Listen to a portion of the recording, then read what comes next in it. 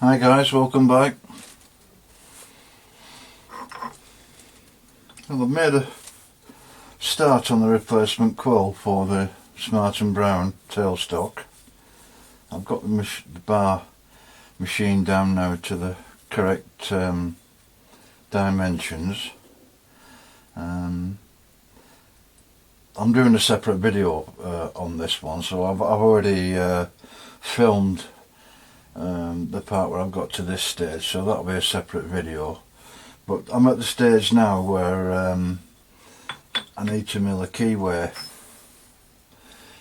slot in the new quill. Fortunately, I've got a correct size milling cutter which I've just put onto the machine. So I now need to mill that slot into the new bar. I've marked off how far the slot needs to come down, but now I've got to come up with some way of clamping this onto the table and positioning the cutter so it's directly in the centre of the quill. I've no DRO on this machine, so it's going to be a bit of head scratching to come up with a solution of positioning the cutter directly in the centre. But I'm going to clamp it down first, and then I'll have a think how I'm going to line it up. Well, as usual guys, with any milling operation, doing the actual cutting is the easy part. It's setting it up that takes all the effort. Well, I've come up with a solution for clamping the bar down. It's supported firmly at both ends now, so I'm happy with that. And I've been trying to come up with an idea of centralising this. What I have come up with, I've got these magnetic transfer blocks. They're a matched pair. And what I was thinking is, if I put one either side of the bar,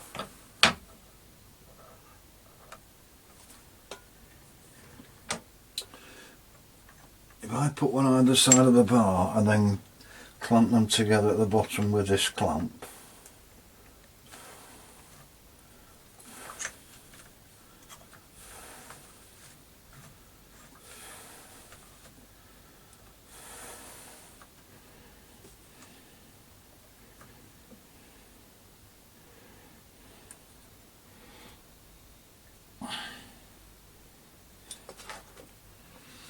I can take a measurement then of the distance between the two blocks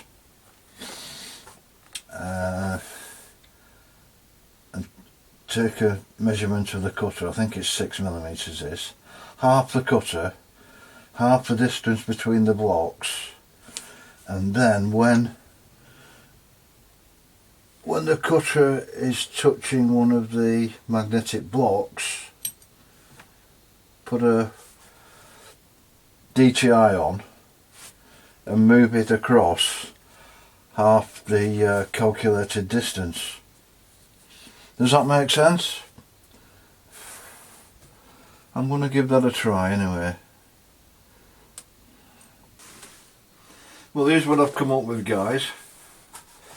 When I machined the replacement quill down, I got it measured at 1 inch on the micrometer.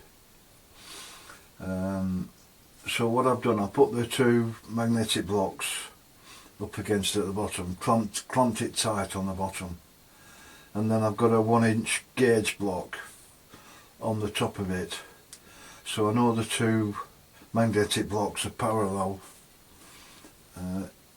in between each other. So we've got 1 inch across. So what I've done, I've got 1,000 across the width, and I've divided that by 2 to give us 500 is the half distance between the two blocks. The milling cutter's 0.225, So again, I've divided that by 2, which gives me 112.5. Now deduct that from the 500, which leaves me 387.5. So if I put the face of the milling cutter against this block, put a dial gauge on, I then need to move the table 387.5 thousandths, and I'm hoping that then should give me half distance between the 2 blocks. I've sat down having a coffee thinking about that, and then I thought, well, I've already got a slot machined into the original one. Why not just place that on the table, clamp it down, and bring the cutter down to so it sits in that slot, and then just replace this one for the new one I'm going to cut. But anyway, been a good experience that, working that out. Being a bricklayer, you just have to work to half a brick. Okay, I've got the gauge on now, so, and the face of the cutter is up against the magnetic block, so 387.5 we're aiming for. 1, 2, 3, 50, 60, 70, 80, 7.5.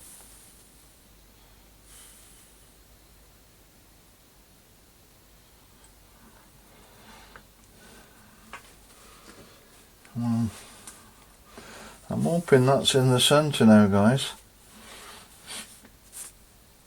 Well, I've locked everything down there.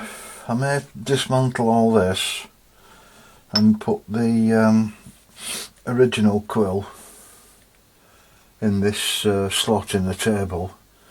See how that lines up before I actually start to make a cut.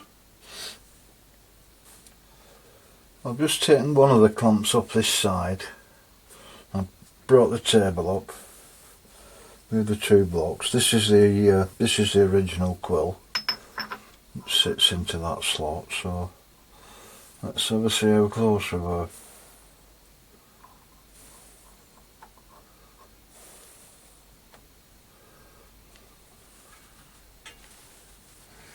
I think you can make that out, guys. Let me see if I can get in a bit closer.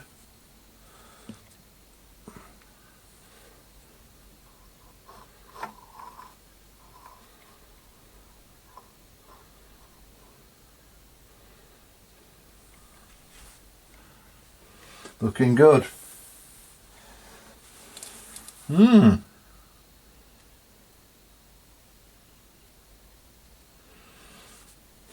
Not as bad at maths as I thought I was, but head's aching now though.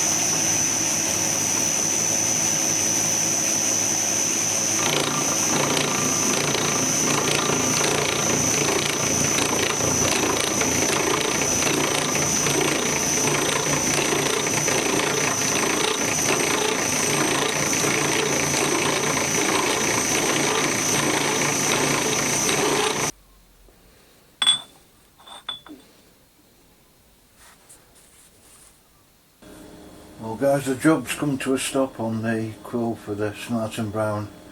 I've had to order a finishing reamer #1 morse for this end, so it's at the stage now I can't do anything else with this now until that reamer arrives. So I thought I'd just show you some other things slightly off topic. These are some of the guitars that I've made over the last few years for my second eldest son. He's a keen guitarist and in a thrash metal band. He's a big fan of Glenn Tipton of Judas Priest, and I think Glenn has a sort of signature guitar. I think it's made by Reamer, and my lad Andy fancied having one of those. So it was one of the first guitars that I made. This is it. The difference between this one and the one that Glenn plays is this is a 7-string. Glenn Tipton is only a 6-string, but it's a copy that I've made from looking at pictures on the internet. Rather distinctive style body, probably 70s style if anything, and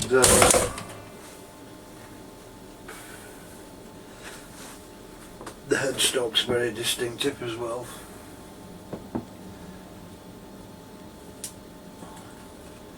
So that was a I've put some DiMaggio pickups in this with a fixed bridge, which stays in tune very well. But, anyway, that was one of the first ones that I made. I then moved on to this one. I can't take credit for the design of this. There's a copy again that of a guitar. I think it must have been a custom guitar. I don't think you can buy one this shape. It was a copy of a design that I found on the internet. It's solid mahogany, there's some weight to it. This is only a 6-string. Got Bernacle pickup nail bomb in the bridge, and I think that's a DiMaggio salt bar in the neck. Again, the headstock's very distinctive on this.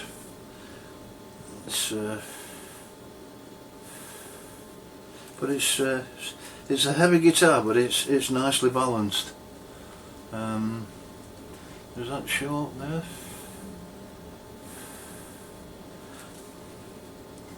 It's a mahogany neck as well. So that was the second one, guys.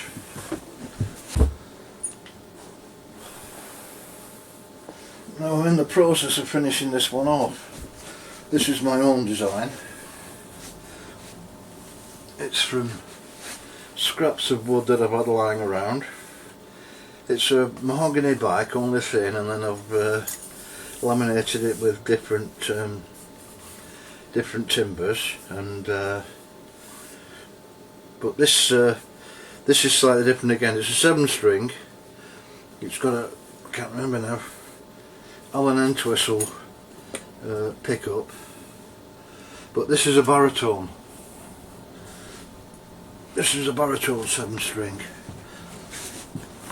again with a very distinctive neck on it, but I think this is a bass string that I've gone on at the moment just to line things up, but yeah, that's still a work in progress.